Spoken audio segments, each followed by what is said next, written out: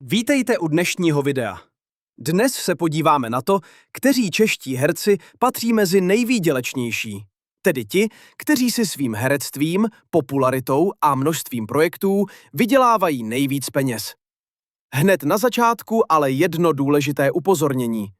Všechna čísla v tomto videu jsou jen odhady.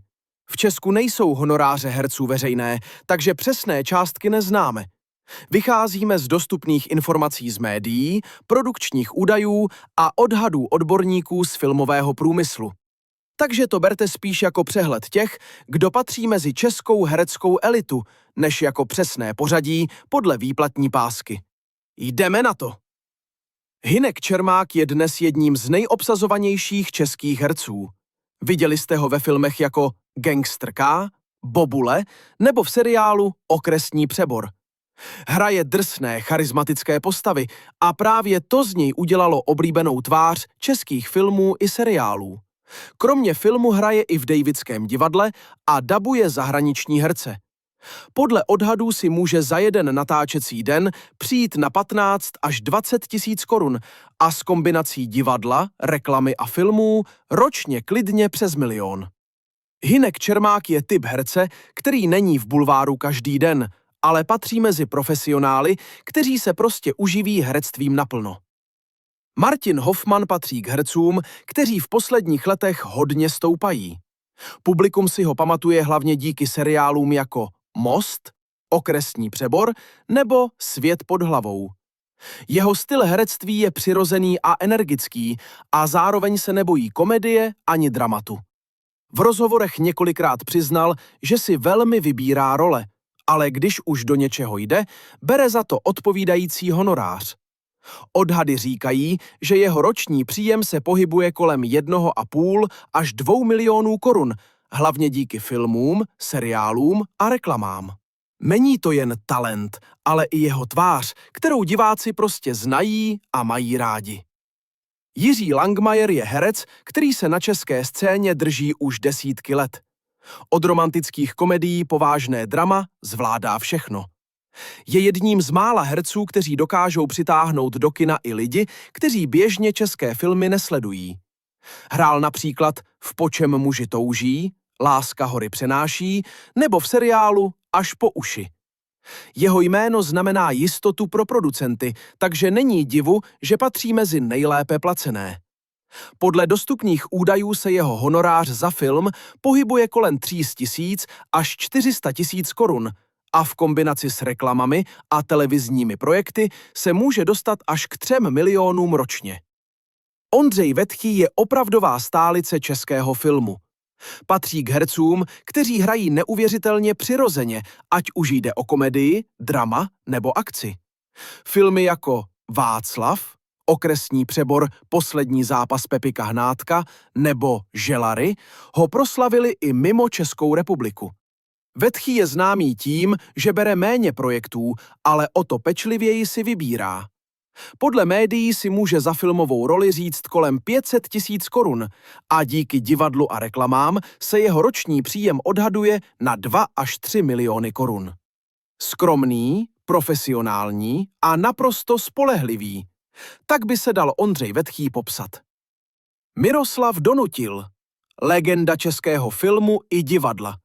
Herec, bavič, moderátor i vypravěč, který si dokázal udržet popularitu napříč generacemi.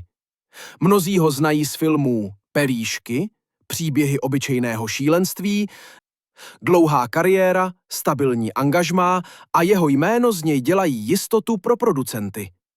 Podle odhadů si Donutil ročně vydělá kolem 3 až 4 milionů korun, včetně divadla, televize a moderování. Není nejmladší, ale rozhodně pořád patora patří mezi hereckou elitu. Kdo by neznal Bolka Polívku? Komik, dramatik, herec, zakladatel vlastního divadla a ikona českého humoru. Jeho filmy jako Dědictví aneb kurva hoši gutták, Musíme si pomáhat, patří mezi kultovní. Kromě herectví vlastní i divadlo Bolka Polívky v Brně, což znamená další stabilní příjem. Odhady hovoří o 5 milionech korun ročně z kombinace divadla, televize a filmů. Polívka je důkazem, že charisma a osobnost mohou vydělat stejně jako hlavní filmové role. Jiří Bartoška, herecká legenda, prezident filmového festivalu v Karlových Varech a jeden z nejváženějších mužů českého filmu.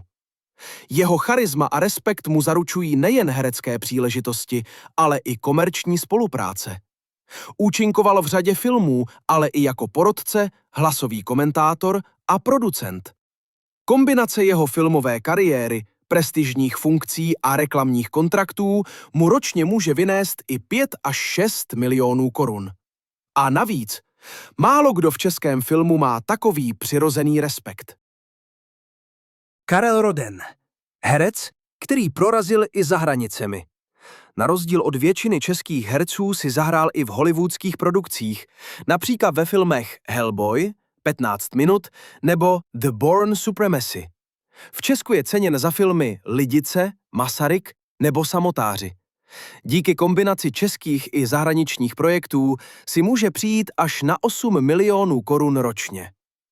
Roden je perfekcionista, který hraje málo, ale když už, tak vždy naplno a za odpovídající honorář. Ivan Trojan je v mnoha žebříčcích označován za nejlepšího českého herce současnosti. Drží rekord v počtu českých lvů a každý film, ve kterém se objeví, má automaticky punc kvality. Filmy jako Želary, Anděl páně, Občanský průkaz nebo Vlastníci z něj udělali tvář, kterou zná celé Česko. Trojan patří mezi herce, kteří mají nejen vysoké honoráře, ale i stálé divadelní angažmá. Odhady mluví o 8 až 9 milionech korun ročně, včetně divadla, filmů a reklam. Není divu, že právě jeho jméno je pro mnohé synonymem kvality a profesionality. A na prvním místě je muž, který je nejen hercem, ale i scénáristou, spisovatelem a symbolem českého filmu. Zdeněk Svěrák. Je spoluautorem legendárních filmů jako Obecná škola, Kolia, Tmavomodrý svět nebo Vratné lahve.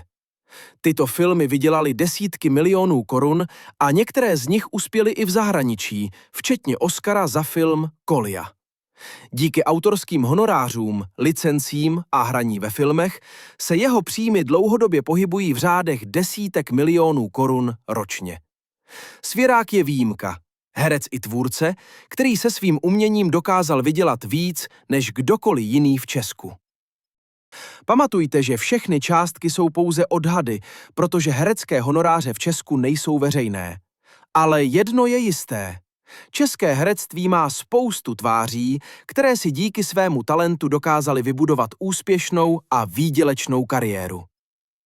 A teď napište do komentářů, koho byste do žebříčku zařadili vy? A kdo je podle vás nejlepší herec v Česku? Díky, že jste sledovali. Dejte like, odběr a uvidíme se u dalšího videa.